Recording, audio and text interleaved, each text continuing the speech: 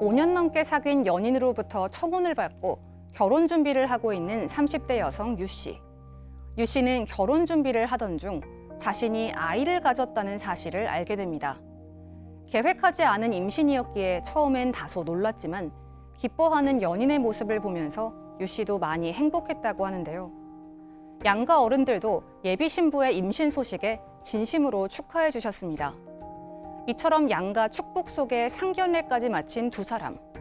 그런데 갑자기 예비 시부모님들이 석연치 않은 이유로 결혼을 반대했고 이로 인해 유 씨는 연인과 다툼을 벌였는데요. 그러자 연인은 갑자기 유 씨와 가정을 꾸려나갈 생각이 없다며 파혼을 선언합니다.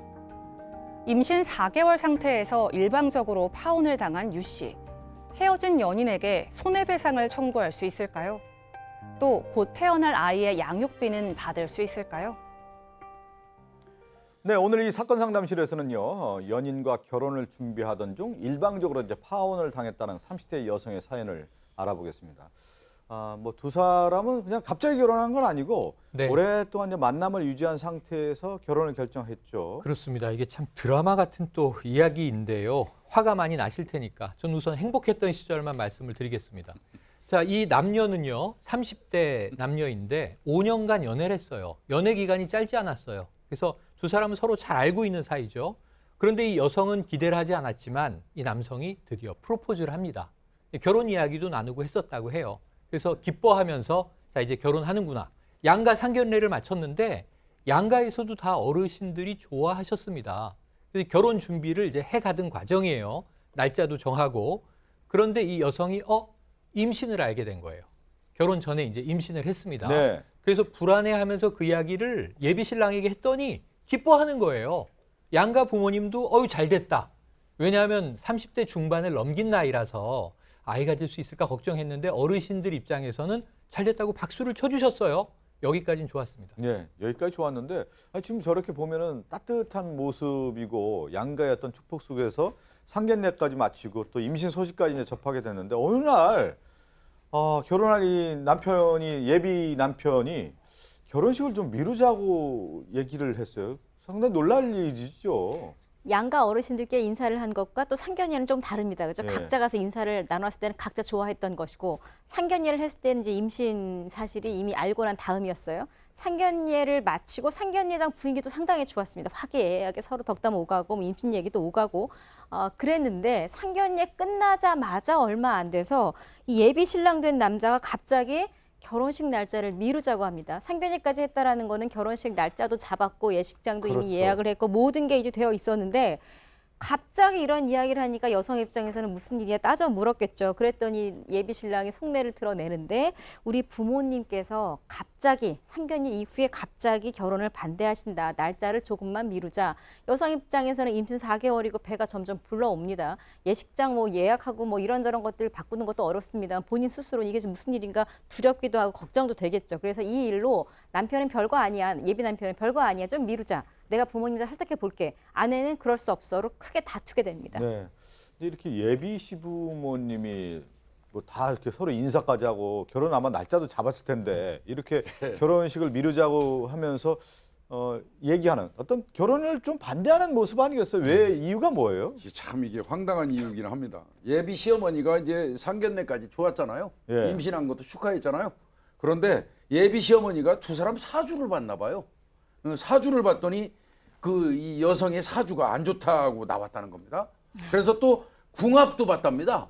궁합도 봤더니 또 그것도 안 좋다고 얘기를 들었다는 거예요. 그래서 이 시부모가 이제 아들의 결혼을 미루다 못해서 이제 반대하고 그러니까 이제 트집을 잡아야겠죠. 반대하려면 그 트집이 뭐냐면 이 여성의 인상이 안 좋다. 그다음에 직업이 마음에 들지 않는다. 그리고 이제 결혼식 날짜도 이게 안 맞는다. 뭐 이런 것 등등으로 슬슬 이제 결혼을 반대했고요. 그러다 보니까 이 남편들 사람이 또 부모님 말씀 듣고 자꾸 미루자고 얘기하다 보니까 두 사람이 이제 좀 감정이 좀 상했겠죠. 예. 그 과정에서 또 이게 돌이킬 수 없는 얘기가 나와요. 싸우더라도 이제 과거에 있었던 일을 꺼내면 안 되거든요. 그렇죠. 두 사람이 사귀는 과정에서 과거에 있었던 일, 섭섭한 일, 뭐 이런 거 등등을 싸우면서 자꾸 이제 꺼내다 보니까 상처기가 좀 커진 거죠. 예, 예. 그러다 보니까 뭐 눈에서 멀어지면 뭐 마음도 멀어진다고 일주일 이상 자꾸 이제 연락도 안 하고 멀어지기 시작해서 예. 금이 가기 시작한 겁니다. 근데 금이 이제 아주 깊게 이제 금이 가기 시작한 건데 얼마 전했습니다. 이제 예비 신랑 이제 남자친구죠. 찾아와서 헤어지자라는 얘기. 이게 선전포고예요, 거의요. 네, 근데 선전포고가 그냥 문제가 아니고 그럼 이 아이는 어떻게 하는지 네. 이런 문제가 있잖아요. 그러니까 연락이 10일째 끊겼다가 열흘 만에 이제 연락이 닿았습니다.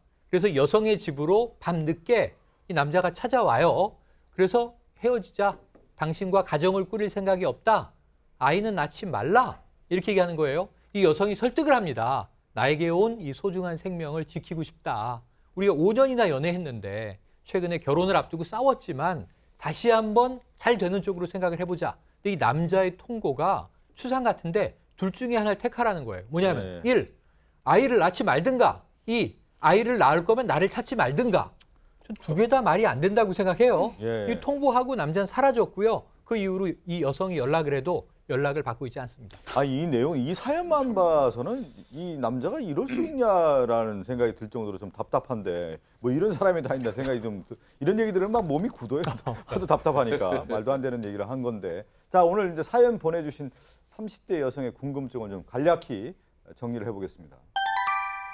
정신적 스트레스가 정말 심하겠죠. 이 정도인데 손해배상 청구가 가능할까요? 라는 질문이고요. 두 번째는 아이가 태어난다고 하면 양육비 청구가 가능하겠습니까? 인데 첫 번째부터 좀 살펴보죠. 얼마나 스트레스가 심하겠습니까? 일단은 이제 우리가 약혼을 한쪽의 일방적인 과실로 해제를 하게 되면 당연히 손해배상 청구권이 발생을 합니다. 근데 이제 어디까지가 약혼이지? 이 궁금증이 좀 있을 텐데 약혼식을 해야 약혼인가? 그게 아니고요. 그냥 당사자들 사이에 혼인하겠다는 의사의 합치가 있으면 그게 약혼입니다. 여기처럼 결혼 날짜까지 다 잡고 그런 상황이라면 이건 당연히 약혼으로 볼 수 있는 거고요. 근데 이제 혼인을 약속했다고 하더라도 상대방에게 결혼을 강제할 수는 없어요, 법적으로. 그러니까 계약은 보통 강제할 수 있잖아요. 근데 이거는 그 사람의 의사에 반해서 강제할 수 없기 때문에 누구의 잘잘못을 떠나서 한쪽에서 일방적으로 파혼할 수 있습니다. 근데 이제 그 파혼에 대한 책임을 지는 건데요. 이번 사안 같은 경우에는 임신까지 한 지금 본인의 여자친구에게 예. 일방적으로 파혼을 선언하고 이 경우에 거의 전적인 과실은 지금 남자친구가 있는 것 아니겠습니까? 그래서 이에 대해서는 정신적 피해 배상 위자료 청구도 가능하고 또 이 결혼을 준비하는 과정에서 비용이 지출했다면 결혼 비용 같은 것들도 손해배상으로 받을 수 있습니다. 예. 근데 얼마나 할 수가 있습니까? 뭐 혹시 금액이 딱 나올 수 있나요? 만약에 준비하면서 예를 들어서 신혼여행이라든지 뭐 결혼 예식장이라든지 뭐 사진도 찍어 놓을 수도 있습니다. 그런 어떤 것들을 입증을 해낸다 그러면 그런 부분은 비용으로 재산적 손해로 청구를 할 수 있고요. 이거 외에도 일방적인 지금 파기 선언이거든요. 그렇다면 위자료 청구가 가능합니다. 또 그 예. 이유가 납득하기 어렵습니다. 사주가 안 맞다고 이게 무슨 소리입니까? 네. 그렇기 때문에 이런 것도 정신적 손해배상이 가능한 부분이 아닌가 이렇게 보입니다. 그런데 이제 더 놀라운 건 임신 4개월인데 헤어지자고 얘기하면서 아이를 지우라고 얘기했다라는 게 이게 말이 되는 겁니까? 정말 이런 경우에는 어떻게 되는 겁니까? 어떻게 대처를 해야 될까요? 교사하거나 네. 낙태를 이제 강요한 상황이거든요.